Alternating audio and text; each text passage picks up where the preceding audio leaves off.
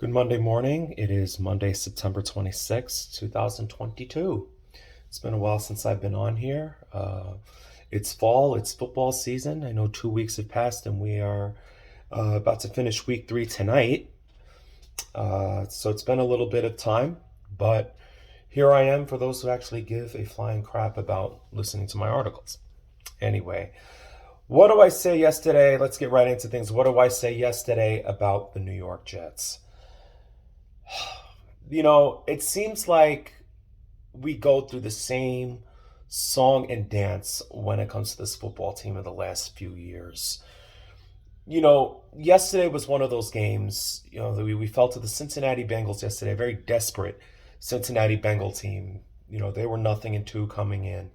And, they came in and, yesterday's game is exactly what I was going to be afraid of.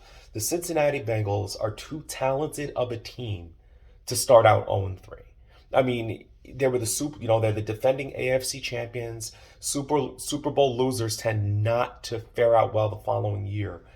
But that Cincinnati Bengal team is too talented not to have a start like this. It was shocking the way they coughed up that game to the Steelers in week 1 and then losing at the final gun to Cooper Rush and the Cowboys last week. You know, but then yesterday, they played with desperation. They played to the talent that they are. And it may not have come in the usual fanfare of, Jamar Chase, he had the wide open touchdown there, but outside of that, he really wasn't much of a factor. But, it came to it, there's much more talent. There's T. Higgins, Tyler Boyd, Joe Mixon, who in the positive for the Jets didn't really do much of anything. But they're a talented team, and it showed. And yesterday, I think as a Jet, looking at the Jet fan perspective of things, yesterday, with the way things have gone, reality hit us again. Reality hit that right now we really should be an 0-3 football team. Same song and dance. And we two of our three games, both games that we lost, have all been on field goals. That's sad. We lost 24-9 to the Ravens.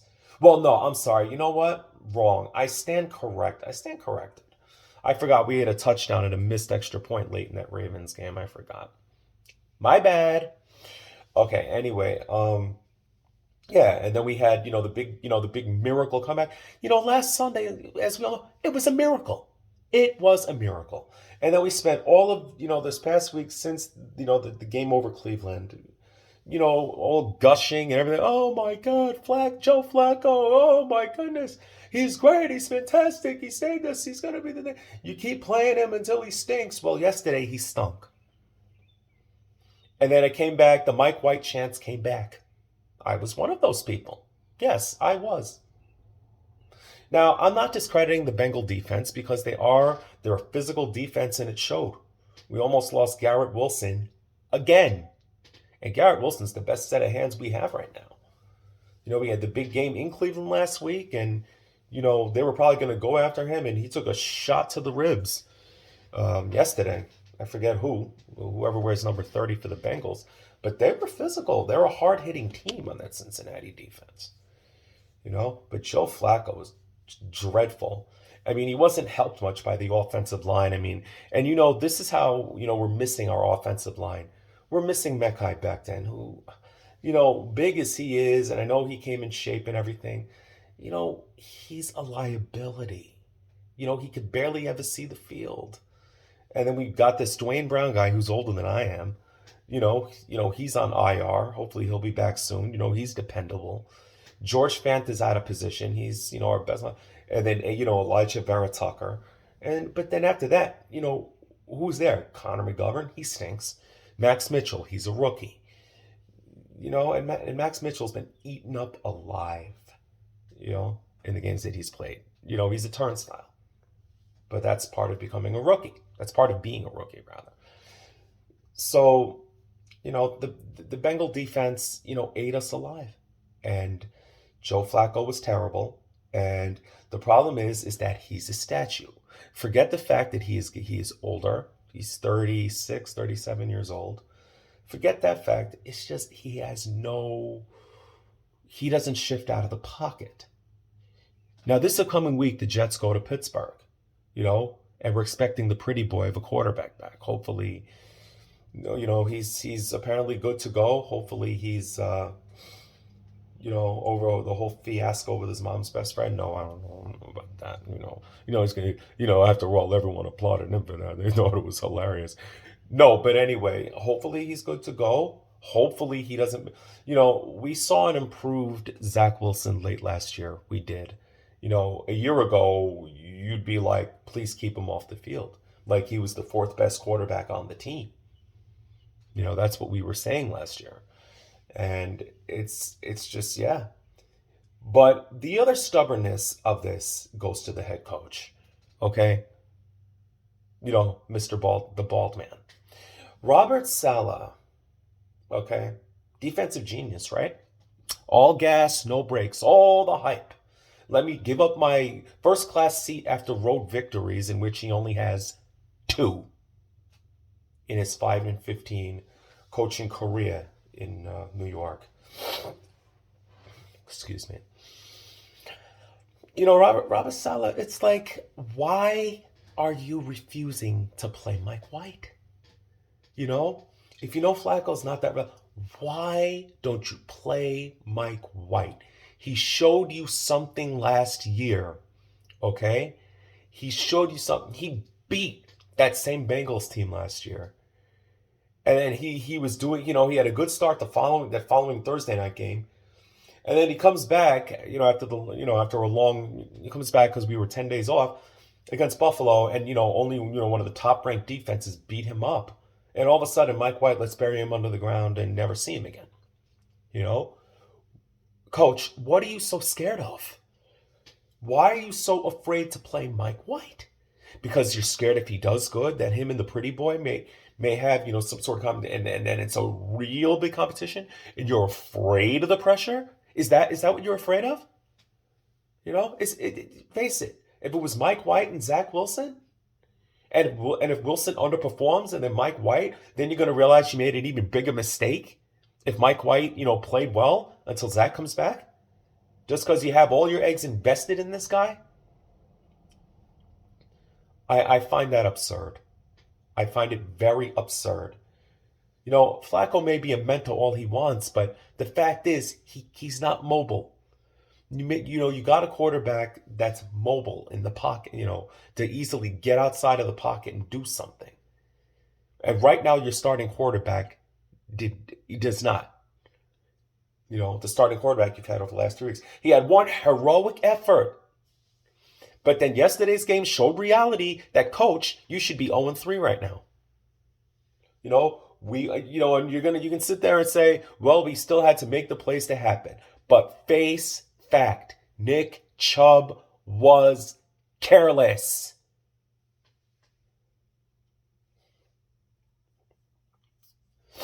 And despite everything, the Bengals still gave you a chance to win. But you were in for a long day the moment, they won the toss, took the ball, drove right downfield. And then the moment you do answer back, and then you're given every opportunity, you get within 7-6, you're going to give up a 56-yard touchdown because of miscommunication. Tyler Boyd taking off down the field and beating the defense. Now, this defense that you pride yourself on so much, okay? The defensive line has been great. The defensive line has held some of these mobile quarterbacks, these running backs. The problem is they're tired by the fourth quarter. They're tired. Okay? The Baltimore game, they were gassed. The Cleveland game, after holding Nick Chubb and Kareem Hunt, their 1-2 punch to pretty pedestrian, they started running all over you in that fourth quarter. Yesterday, you're down by 2 scores, right? 10 minutes to go, 10 minutes to go, whatever it was. They ran the clock down to like 3 minutes or whatever it was. So, they were tired. But then there's the secondary. They stink. Our prized possession, Sauce Gardner, he's going through growing pains. He actually has had a couple of, nice plays that he's done. But these free agent pickups that, are supposed to be an upgrade from what we had a year ago. You know, Jordan Whitehead, dear God, you know, constantly getting beaten. It's always that big plays. Been a lot of big plays from the Baltimore game up till now. Rashard Bateman is still running down the Jersey Turnpike from your secondary, even after 2 games have passed.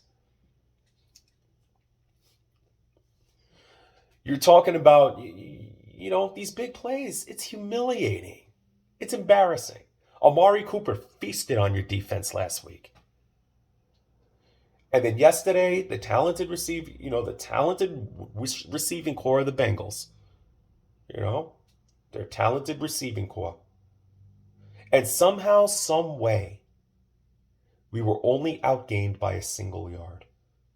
Somehow, some way. The D-line didn't have a bad game, though. Joe Burrow wasn't, dominant. I mean, he was, but he wasn't. It wasn't like he was like, oh my God, scary. But when he needed to make the plays, he did. And that's the bottom line, So, coach, look at your defense. They stink. The front seven's been pretty darn good relentlessly. It's not enough when the secondary can't play defense. Getting beaten on these big plays. I'm sorry, coach. Yeah, was I screaming and celebrating last week Sunday around 4:15 in the afternoon? I sure was. But yesterday, as I'm watching the fourth quarter wither away, actually the whole second half wither away because they took advantage of our opening possession. We had the ball to start the second half. And what do you know? Third down, strip sack, fumble. The Bengals had the ball in the red zone. And then they score, leaving, that play with the miscommunication, leaving Jamar Chase wide open in the end zone. So, and I'm watching the second half wither away and just saying to myself, this is reality. This is reality. That we should be an 0-3 football team. That right now we still have strides to go before we get respect. And as for the franchise, it's the same song and dance. Nobody respects us. Nobody respects this football team. You could change the coach, the personnel, the GM, whatever you want. It's the same nonsense. We get no respect from anybody. A lot of people think, what? It's an automatic win when you play this football team. You play the Jets at MetLife Stadium. Oh, it's a haven. The Jets are basically the road team in every game because you know why? Because it's easy for visiting team fans to come to a Jet game. And it's insulting to hear on TV. It doesn't matter what city. It could be the one that does not have the heaviest of representation. And it's also New York. Everyone wants to come see New York, right? But it's insulting to listen to on TV that you do not have a home field advantage. In technicality, you don't have your own stadium. It will always be Giant Stadium. It doesn't matter the name. It doesn't matter the new stadium. It doesn't matter anything. Okay? It's the Giant Stadium. You're second-class citizens. Anyway, enough of that. Notice I didn't even get much into the game because I really don't need to get into the game. We're relying on field goals. We have more field goals than touchdowns. Or actually, now that I realized the mistake I had made, excuse me, we have 5 touchdowns and 6 field goals in 3 games this year. That's insulting. Very. We are lucky we are not the Las Vegas Raiders, who are the only, if I'm not mistaken, the only 0-3 team in the league right now. And how stupid were they firing their interim coach last year who got them to the playoffs? But that's their business. And speaking of the playoffs, we're, 11 and probably looking at 12 years without it. That's how we deserve to be disrespected. Anyway. So Cincinnati, only their second win in their franchise history in New York. Only. Yep. Yep. Talented, defending AFC champions. Surprised everyone last year. But now they know their pride, they were hungry. They were desperate. They were a very desperate team yesterday, and it showed. Next week, we have the Pittsburgh Steelers. Speaking of teams I can't stand with their front running fan base. Oh, I'm a Steelers fan because, blah, blah, blah, Thank God the game's over in Pittsburgh. Because if it were at the Meadowlands, dear God. Oh, dear God. You want to talk about those stupid, terrible towels being waved? Yeah, but yeah, the game's in Pittsburgh. You know, I don't find. I mean, listen, they're well coached, but the Steelers are not that good of a team this year. Mitch Trubisky as your quarterback should say it all. I mean, I watched that. Last. They were on the Thursday night game in Cleveland, and speaking of which, our next two games are against teams with extra rest, mind you. Pittsburgh, and then the surprising Miami Dolphins, who, oh, by the way, 3-0 and stunned the almighty Buffalo Bills yesterday.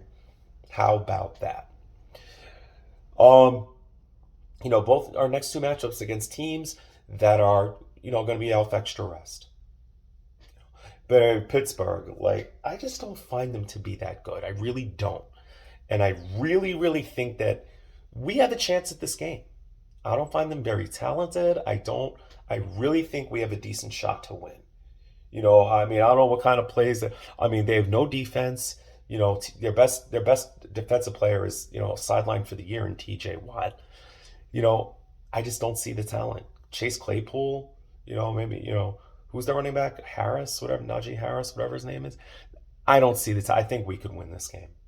And should we do so, 2-2 after 4 games and after finally getting through playing the AFC North is exactly where I actually was looking at. 2-2.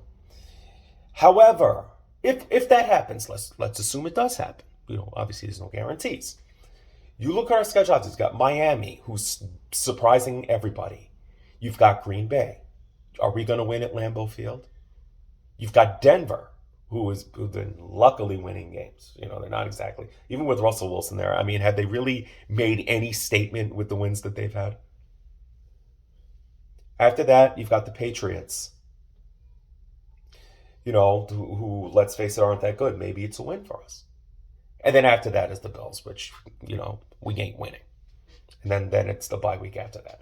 So how many games is that? After all that, you've got,